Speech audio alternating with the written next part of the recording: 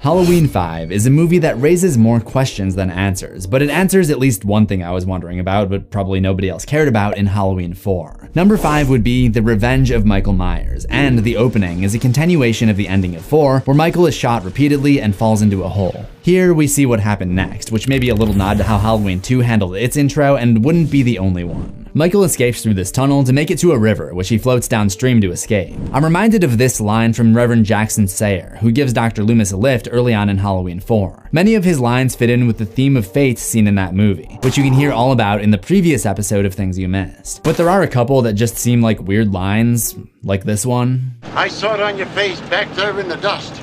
I saw it clear as breasts and blue suede shoes. Which I still don't really understand. But there's also this hymn that he sings at the end of his scene. Yes, we'll gather at the river, the beautiful, beautiful river. Could this have been a foreshadowing that Michael's supposed fate was going to be in this river? Whatever the plans were for Halloween 4, it's pretty clear that the next sequel changed them. To learn how Halloween 5 attempted to honor its predecessors, somewhat poorly, stick around to the end of this video.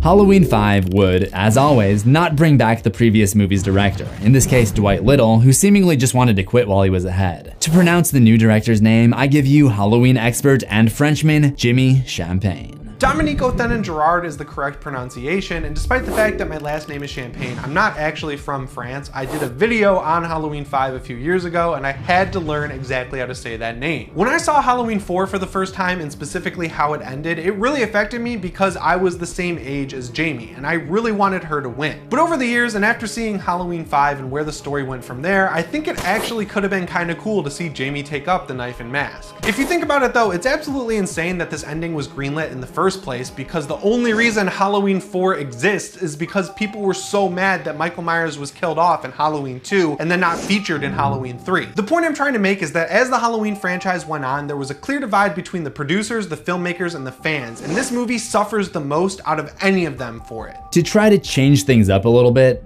I guess, Girard tries to humanize Michael Myers, which kind of defeats the point of Michael Myers.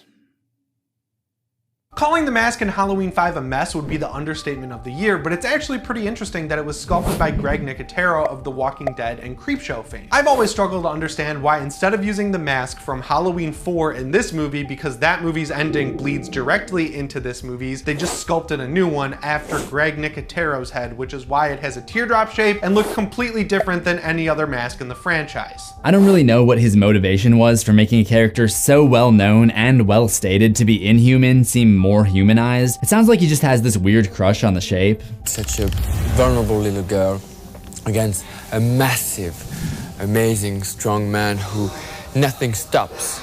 When he has an idea in his mind, he just goes straight. But something tells me you don't. That being said, we've talked about the first 4 movies, so we might as well do these ones. Let's get into the things you missed.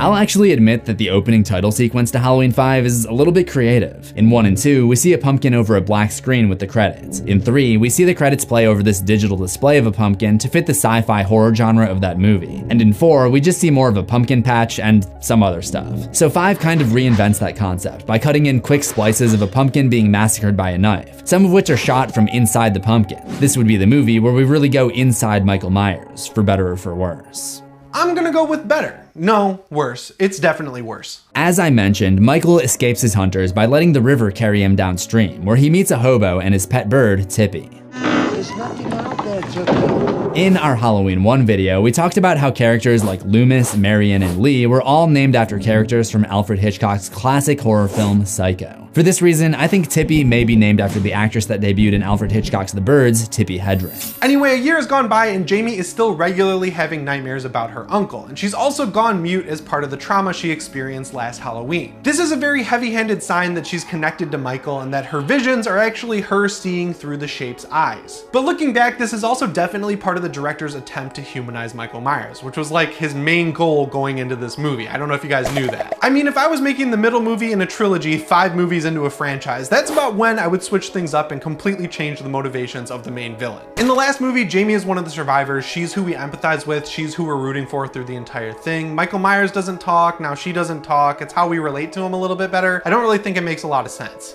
Last year, Jamie wore a clown costume, just as Michael had many years ago, but this year she goes as a princess. You may remember the princess and clown drawings on her door in Halloween 4, so this choice represents the idea that she's now going down the good path rather than the evil one. However, she can't fully get rid of the clown and the evil. She still has dreams about that night. The care facility that she's staying in is decorated with items like a balloon-themed lamp, this clown light switch, a clown-themed height chart, and this absolutely comforting clown placed in her room to watch her sleep.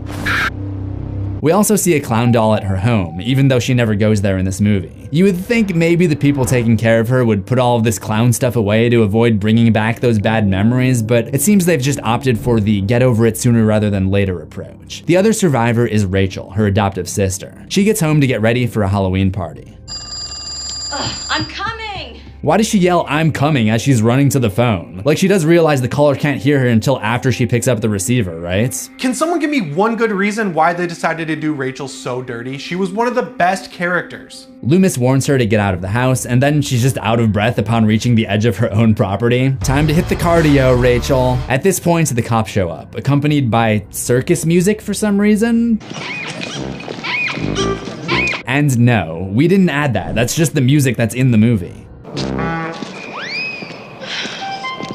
It honestly took me years of rewatches to notice this music that plays underneath the cops. There is so much bizarre shit going on in Halloween 5 that it didn't even register as weird to me. At this point, we start to see Michael acting differently than he has in other movies, but he would not be the only one.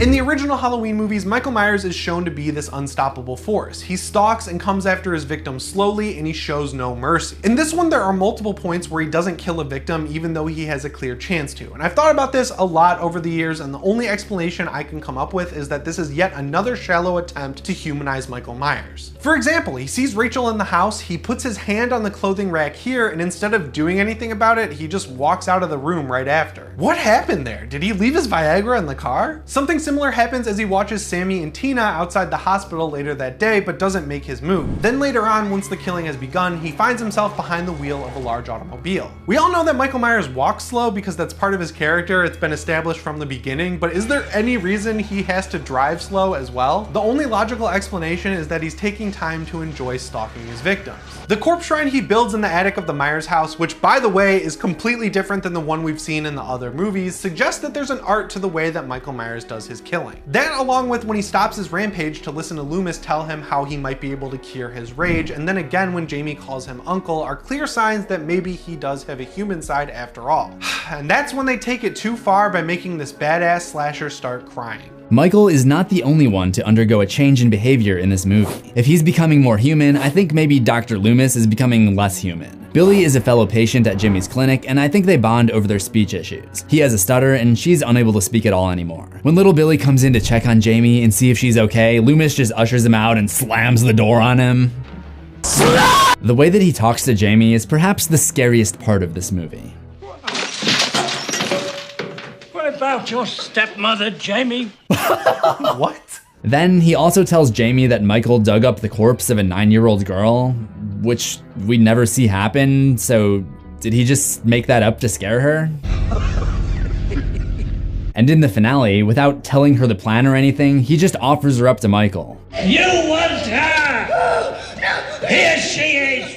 No disrespect to Donald Pleasance, but Loomis should just be shot at this point. Now, I only noticed one crew reference Easter egg, and that is the badge of this police officer, Markland, which references the prop master on Halloween 5, Sean E. Markland. However, there were also some callbacks to other Halloween movies, so let's just start with Halloween 1. I like that movie, so I'll take this one. There are a ton of references to mundane details in the original movie, like this conversation between Sammy and Tina. Sammy, why don't you bag Spitz tonight?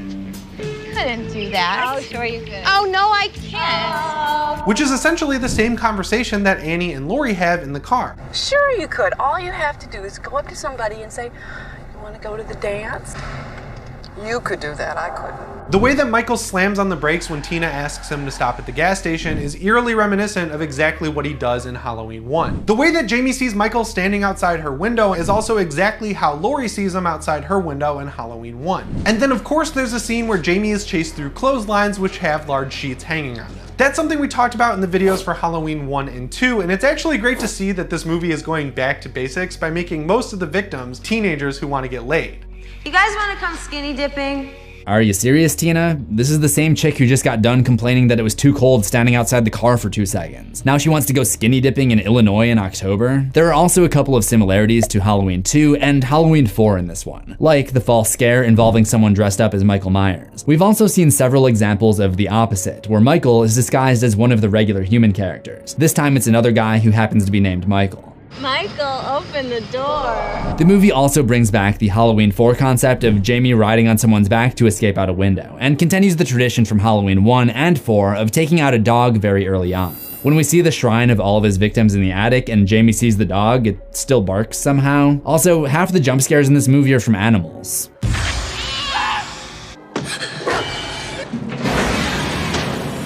I do not know how there's just like a picture of Coraline's mom right here, or how Dr. Disrespect manages to show up on a wanted poster. I do not know why there's this weird jump cut when Mikey is getting jumped by Michael. I do not know why this lady looks directly at the camera. And I do not know why the end credits feel the need to specify that the names represent the cast of characters, as if we've never seen a movie before. And also, real quick, did they think we wouldn't notice that this is dubbed? We just had a distress call from the clinic. They haven't been able to reach them again. There were 4 men up there. There is one character that we have not mentioned yet, and that is Mole Man. No, I'm talking about Dr. Terrence Wynn, who is basically just an unsolved mystery in this movie, but would return in the next movie, The Curse of Michael Myers. As the name implies, Michael Myers will also be returning in the 6th movie, which would be the last of what is now called the Thorn Trilogy. What I will say about the Cult of Thorn is it would have been cool if its introduction opened up the series to more powerful and evil entities outside of just the Shape. So naturally, as with the ideas of Halloween being an anthology franchise and Jamie being an antagonist, that is not what happened. But before we venture forward to the end of Halloween's original timeline, make sure you grab your beret, bake your baguette, and head on over to the wonderful channel of Champagne. If you haven't checked it out yet, there's rankings, short films, and tons of other videos to dig through. So remember to subscribe to CZ's World for new horrors every week, ring the death bell for all notifications, and we'll see you in the next one, assuming we both survive. Did you just steal my line? Okay, change of plans. Jimmy will not be joining us in the next video.